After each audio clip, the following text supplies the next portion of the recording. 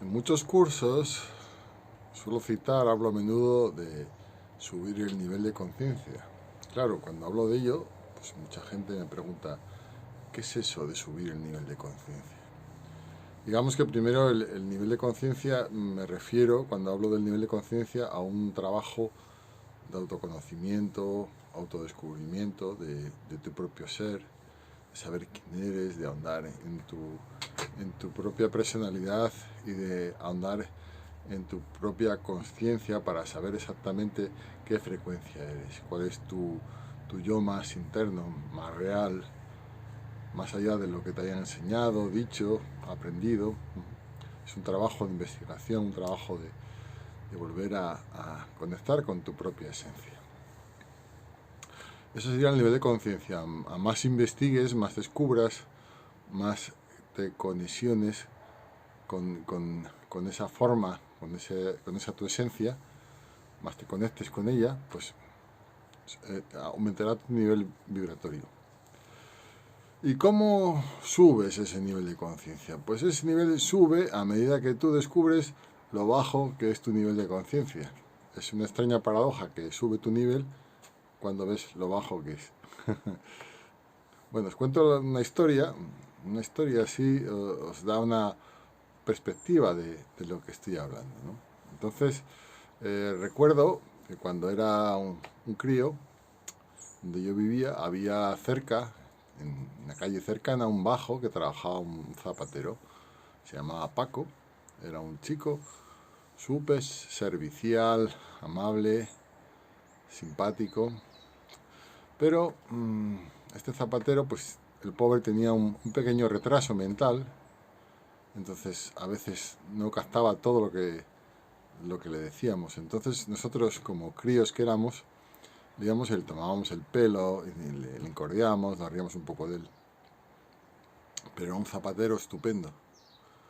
El zapato que te arreglaba Paco era indestructible después. O sea, se te podía romper por otro sitio, pero por la parte que le había arreglado era imposible. Es más, si él encontraba alguna pequeña avería, un pequeño defecto en otro sitio, te lo arreglaba sin que se lo dijeras. Y además te dejaba el zapato limpio y lustroso. Cuando llevabas el zapato arreglado por Paco, tenías un zapato brillante y limpio y otro sucio. Tenías que esperar un tiempo a que los dos volvieran a estar sucios y se parecieran, porque parecía que tenía un zapato distinto del otro. Era un profesional increíble, amable y que además hace un trabajo excelente. Yo viví mucho tiempo en Madrid y cuando volví, cuando uno vuelve a su pueblo, intenta recordar, revivir esas cosas que le son conocidas. Y tenía un zapato con un pequeño estropicio, y entonces dije yo, me acordé de Paco. Dijo, voy a llevárselo a Paco, que me lo va a dejar perfecto. Pero Paco ya no estaba. Me enteré que le había atropellado un coche y me dio mucha pena, porque era un hombre que me generaba ternura. ¿Qué pasó entonces? Que hice un viaje al pasado. Vi mi yo del pasado, que era un crío, un chavalín, que se reía de manera muy inconsciente de una persona que tenía una pequeña dificultad, una pequeña tara. Era una forma muy dura de reírse de otra persona.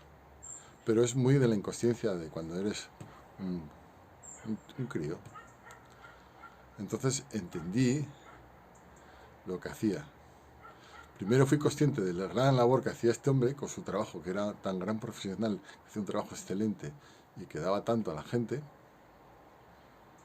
Después fui consciente de mi yo, de esa época, totalmente inconsciente y haciendo daño a otra persona.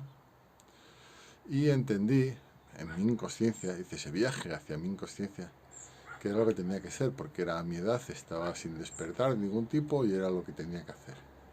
Entonces, cuando hice ese viaje y me vi, lo primero que hice fue aceptarme tal como era y tal como había obrado, y después quererme mucho, porque gracias a ese yo inconsciente pequeño fui creciendo y pasándome cosas que me llevaron a ser el que soy hoy. Y entonces es cuando subes tu nivel de conciencia, haces ese viaje a la inconsciencia, descubres tu nivel de inconsciencia. A más grande, más sube tu nivel de conciencia, porque más descubres lo bajo que estabas o lo bajo que tienes tu nivel, y después te aceptas y te amas profundamente. Y así sube tu nivel de confianza. Ese es el camino. Un saludo desde Mascarriqui.